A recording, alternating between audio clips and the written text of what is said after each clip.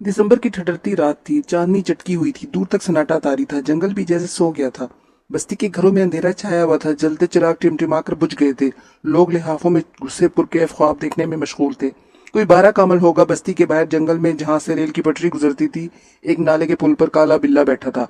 इस ठठरती रात में ये वाहिद जानवर था जो जाग रहा था। ना सिर्फ जाग रहा था बल्कि अगले पांव फैलाए इस तरह इत्मीनान से बैठा था जैसे दिसंबर की रात ना हो, मार्च की कोई रात हो। खुशगवार और ठंडी हवा चल रही हो।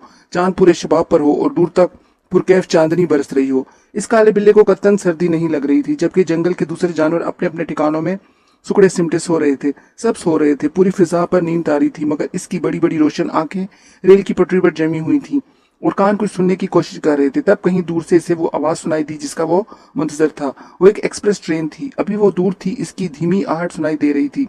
फिर इसकी आवाज बढ़ती गई और अचानक इस पुरहैबत सन्नाटे में चीख गूंजी। ये ट्रेन की सीटी की आवाज थी। फिर एक रोशनी का धब्बा सा दिखाई देने लगा। ट्रेन नजदीक से नजदीक तक होती जा रही थी। ट्रेन की धड़धड़ाहट और इंजन की पेशानी पर लगी रोशनी दोनों साफ न सुनाई दे और दिखाई दे रहे थे। चंद लम्हों में गाड़ी इस छोटे से पुल से गुजरने वाली थी। तब वो काला बिल्ला गुर्रा कर खड़ा हो गया। इसने अपनी नजरें इंजन पर गाड़ दी। इसी वक्त ट्रेन को ब्रेक लगने शुरू हो गए। ड्राइवर को कई इंसान सफेद चादरों में लिपटे हुए नजर आए थे। वो बराबर बराबर पटरी पर सर रख के लेटे हुए थे।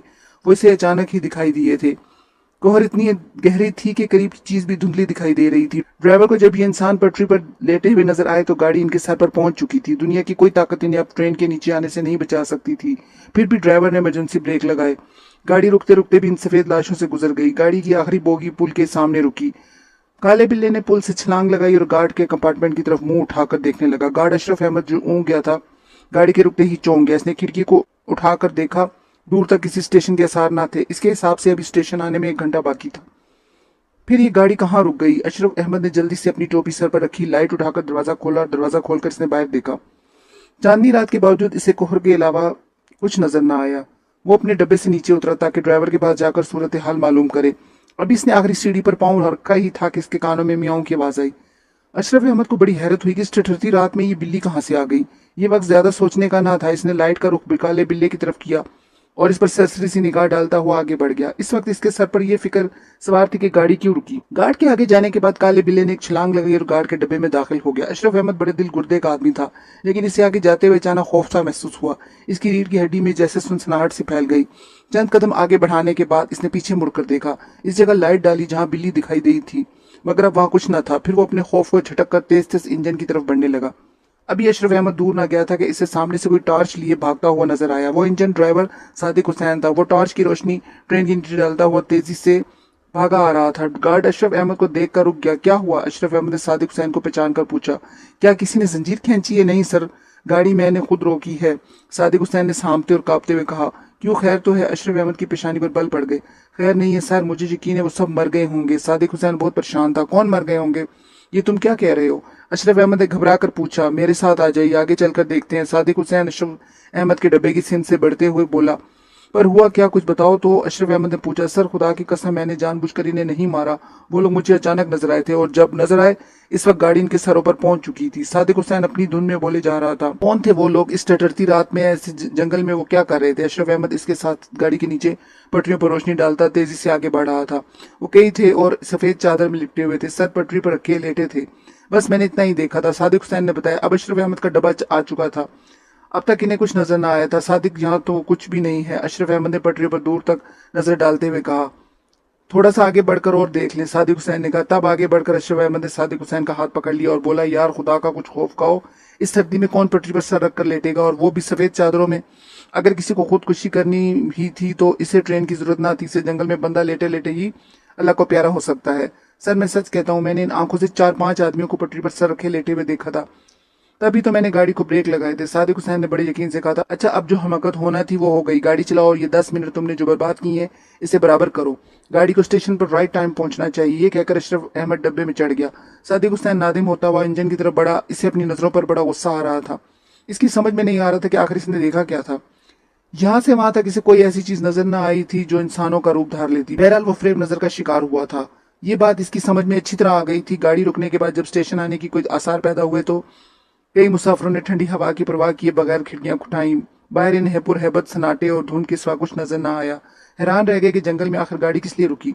किसी ने कहा, यार कहीं डाकू ना आ गए हो। कोई बोला, क्या पता किसी ने जंजीर ही खींची हो।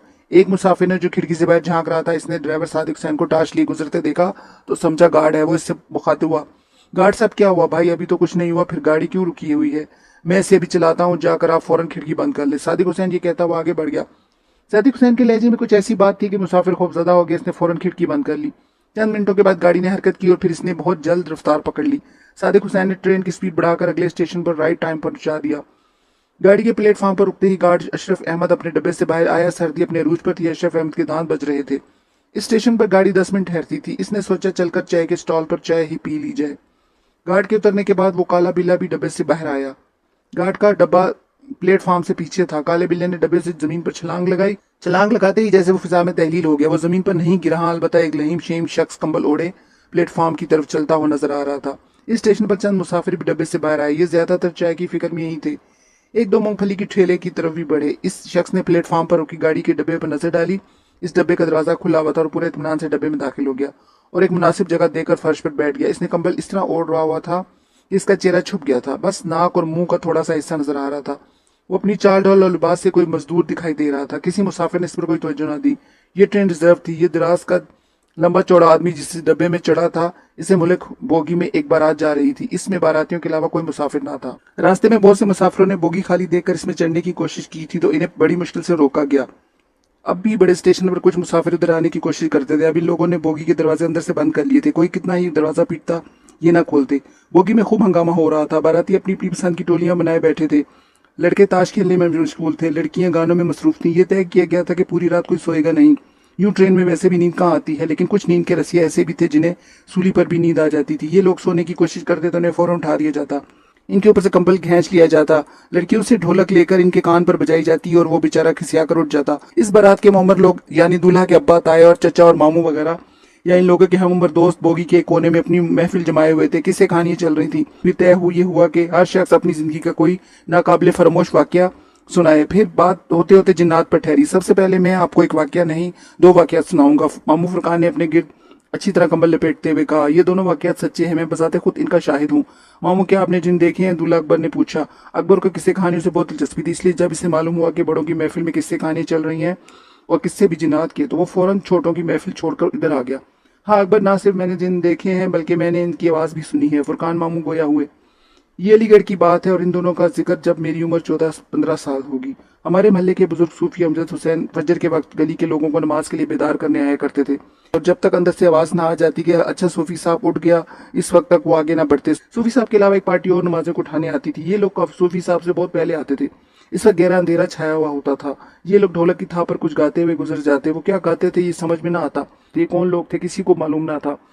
भले के सब लोग इन्हें फकीर ही समझते थे। मैं इन दिनों 8वीं का या 9वीं में पढ़ता हूँ। मेरे हम उम्र लड़कों ने एक दिन प्रोग्राम बनाया है कि हमें भी मोहल्ले के लोगों को उठाने के लिए कुछ करना चाहिए। ढोलक कहीं से मिलना तो मुश्किल थी, लिहाजा ये प्रोग्राम बनाया कि 3 के कनस्तर से ढोलक का काम लिया जाए और कोई कवाली गाते हुए गलियों से गुजर जाए। खैर सुबह को जब मेरी ढोलक और गाने की आवाज से आंख खुली तो मैं खामोशी से ऊपर से उतर आया और दरवाजे की कुंडी खोलकर चुपचाप इन लोगों के करीब आने का इंतजार करने लगा। मेरा प्रोग्राम था कि मेरे दोस्त जैसे ही करीब आएंगे मैं फौरन दरवाजा खोलकर शोर मचाता इनके सामने आ जाऊंगा। मैं इन्हें दहशत ज्यादा करना चाहता था। वो लोग गाते बजाते जैसे ही मेरे घर के सामने आए, मैंने तेजी से दरवाजा खोला, चीख मारकर इन लोगों के ऊपर कूद गया। इन लोगों के ऊपर कूदते ही गाने बजाने की आवाज बंद हो गई। बस ची चू चा की सी आवाजें सुनाई दी। मेरे दोस्त बड़े शरारती थे। मैंने सोचा कि ये खुद डरने के बजाय मुझे डराने की कोशिश कर रहे हैं। गली में गहरा अंधेरा था, कुछ दिखाई नहीं दे रहा था। मैंने इन्हें पकड़ने के लिए ऐसे ही इधर उधर हाथ चलाए तो मेरे कानों में एक अजनबी आवाज पड़ी, हम वो नहीं है, तुम्हारे दोस्त पीछे आ रहे हैं। इस आवाज को सुनकर मुझे एहसास हुआ कि मैं गलती पर हूँ। मेरे दोस्त अभी नहीं आए थे। मैं गली की समत बढ़ा जिधर से इन लोगों ने आना था। चंद मिनटों के बाद मैंने गली के अगले सिरे पर फिर गाने बजाने की आवाजें सुनी। इस वक्त मेरे दिल में ख्याल आया कि ये फकीरों की टोली नहीं थी, मेरे अपने ही दोस्त हैं और मुझे जुल दे गए थे।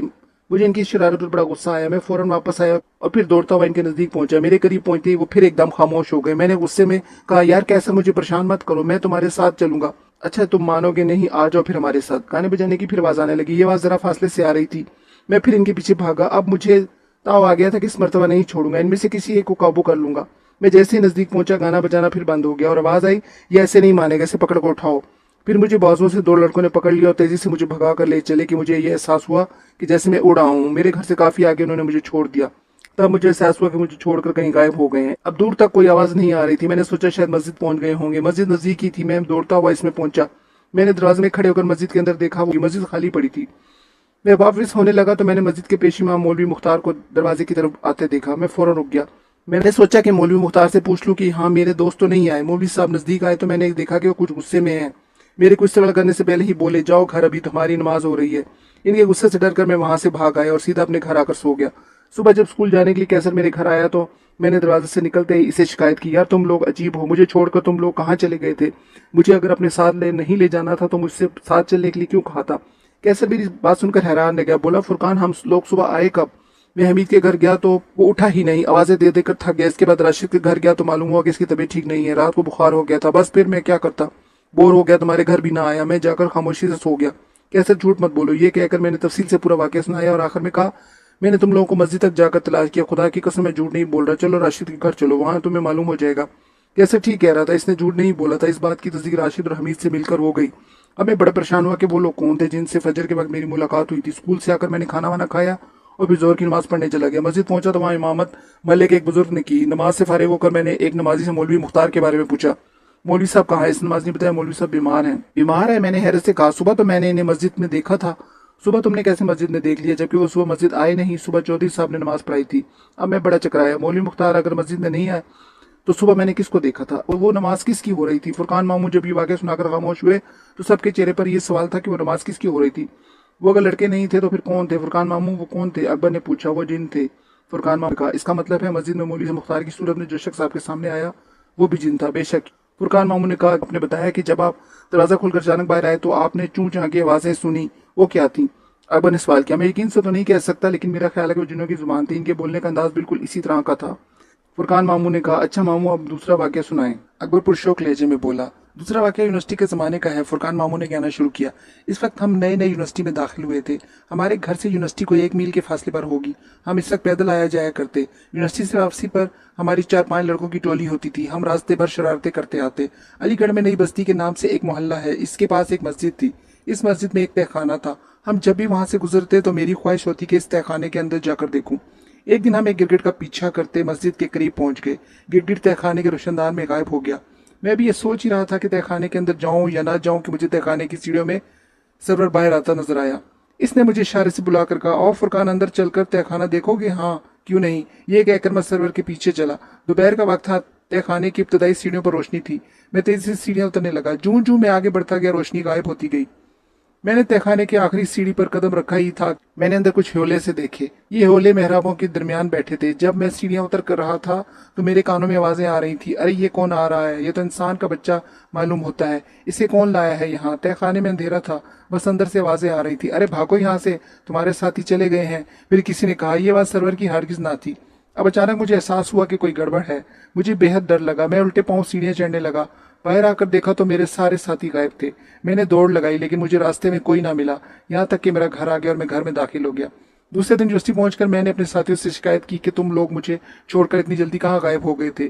मेरी शिकायत सुनकर उन्होंने उल्टा मुझे डांटा और पूछा कि हम तो कितनी देर तक तुम्हारा इंतजार करते रहे, तुम खुद ही गायब हो गए थे। मैंने सरवर से कहा, सरवर मैं कहाँ गायब हुआ था? तुम तो मेरे साथ थे, तुम ही तो मुझे तहखाने में ले गए थे। सरवर ने मेरी शक्ल देखी और हंसकर बोला, वाह भाई, मैं कब तुम्हें तहखाने में ले गया था? क्या बेपरकी उड़ा रहे हो? सरवर, क्या तुम वो नहीं थे? तुम वो नहीं थे तो फिर वो कौन था जो मुझे तहखाने में ले गया था? कौन भाई, किसकी बात कर रहे हो? सरवर ने पूछा। जवाब में मैंने अपने दोस्तों को सारी रुदात सुना दी। मेरी बात सुनकर सब परेशान हो गए और हम सब ने तय कर लिया कि आइंदा इस मस्जिद के अहाते में नहीं जाएंगे। इस तहखाने में दरअसल जिन रहते थे। मामू फुरकान ने अपना किस्सा खत्म किया तो चंद लम्हों के लिए खामोशी छाई हुई रही। बस गाड़ी चलने की आवाज आ रही थी या लोगों के दिल धड़क रहे थे। कहते हैं जब भी किसी महफिल में जिन्नात का जिक्र होता है तो वहाँ आसपास ही कोई जिन जरूर मौजूद होता है। हो सकता है ये बात सही ना हो, लेकिन इस वक्त ये बात बिल्कुल सही थी। इस बोगी में जिन्नात का जिक्र हो रहा था तो बराबर की बोगी में एक जिन मौजूद था।